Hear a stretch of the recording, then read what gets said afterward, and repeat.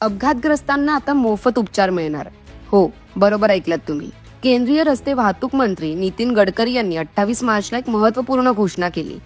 Cashless treatment योजना. या योजनेअंतर्गत रस्ते अपघातग्रस्त व्यक्तीला अपघातानंतर 24 तासांच्या आत पोलिसांना माहिती दिल्यास सरकार त्यांच्या 7 दिवसाच्या उपचारांसाठी 1.5 लाखापर्यंतचा खर्च उचलणार आहे. तसेच हिट अँड रन प्रकरणांमध्ये मृत्यू झाल्यास पीडितेच्या कुटुंबियांना 2 लाखाचे सानुग्रह अनुदान दिले जाणार आहे. ही योजना मार्च 2025 पासून देशभरात लागू झाली आहे. यामुळे रस्ते अपघातानंतर वेळेत उपचार मिळून अनेकांचे प्राण वाचणार आहेत. आता यासाठी अर्ज कसा करायचा विचार करताय? अपघात झाल्यानंतर तातडीने रुग्णालयात दाखल व्हा.